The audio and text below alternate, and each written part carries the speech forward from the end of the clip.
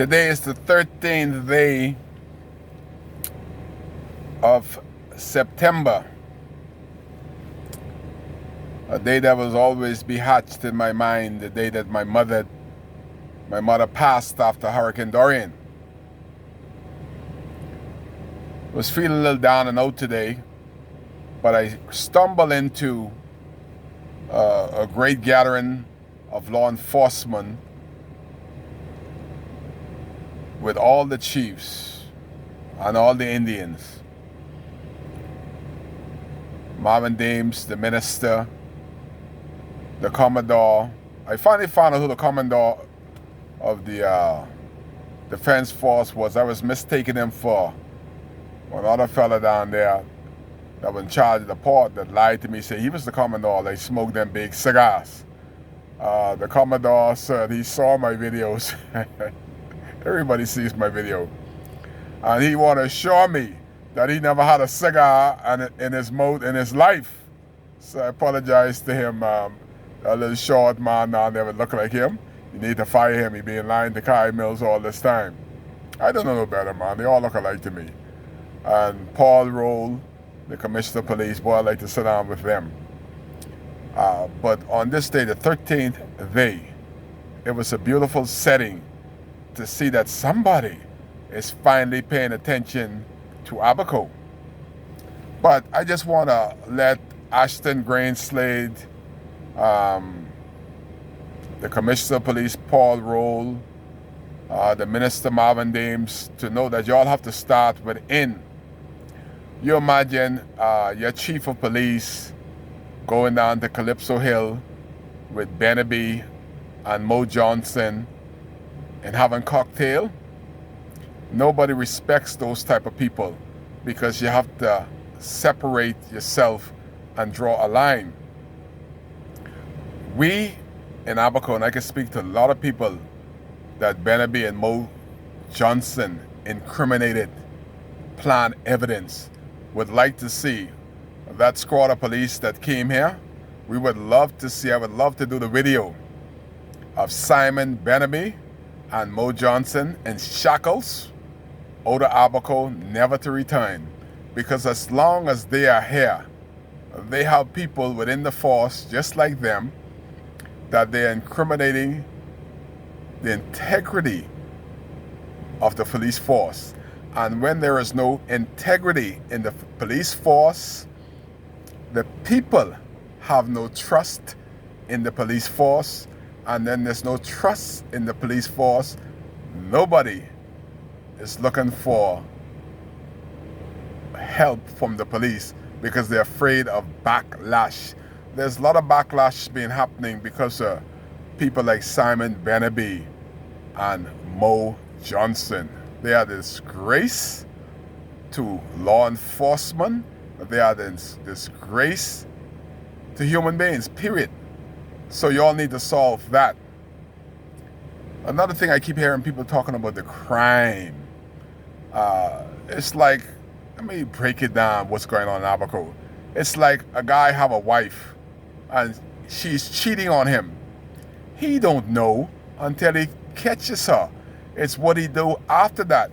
It's the same thing with the crime. You imagine somebody going by the woman's house and take 50 bundles of plywood, then take another 50 bundles of plywood. That is not the bad part, you know. The bad part is who they sold these things to. That is a crime. If these people didn't have scrupulous people, good for nothing, weightless people that accepting other people's hard-earned monies, then the crime will go down. The police could only detect what they know. How we gonna know that my neighbor ain't no good until he become no good? Why is people watching to steal for one another? You ever heard the receiver is just as bad as the thief? That is what's happening. How the police, making no excuse, but one thing the police could do is stop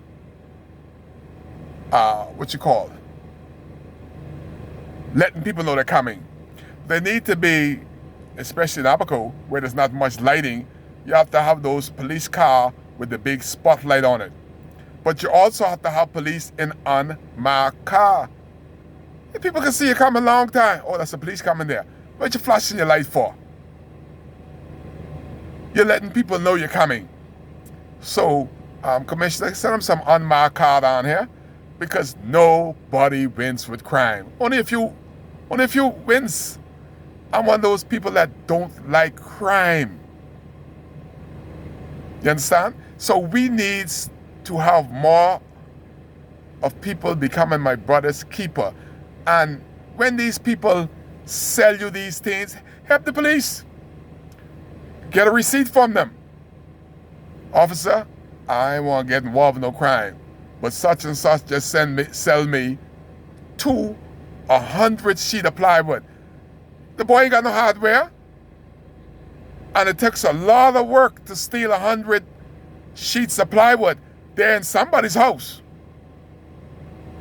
So we have to help the police to help us by saying no from the proceeds of crooks, criminals that don't want to work. It's unacceptable.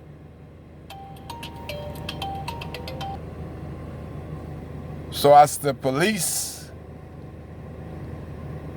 with my good friend Ashton Greenslade and Commissioner Minister Marvin Dames, know that Ashton is my favorite police. And it's good at my age that we have somebody in such position that has integrity. I remember when we had integrity on the vehicles of the police car. I don't know if they still have that. But what you need to do is to let the police know what that word integrity means. And one thing that Ashton, Paul Roll, and the Minister Marvin Dames have to deal with is trying to educate police on investigation. I have that problem. Somebody run to the police station and report you, you're automatically locked up. Punish. Why? Do your investigation, then you locked up. You lock somebody up and you find out that what the person reported was wrong. How are you going to compensate or pay the person for the time that they spend in the stink cell like an animal? Innocent. Do your investigation. Don't just come and lock people up because some fool run cowardly to the police station like David Henfield did the other day. You knocked me with your truck twice, threatened to kill me, run to the police station. I am guilty. Investigation, investigation, investigation. I am calling on the Commissioner of Police, Paul Roll, the Minister, and Ashton Greenslade to educate a force. An educated force is a dangerous force. It's a good force. But these policemen need education,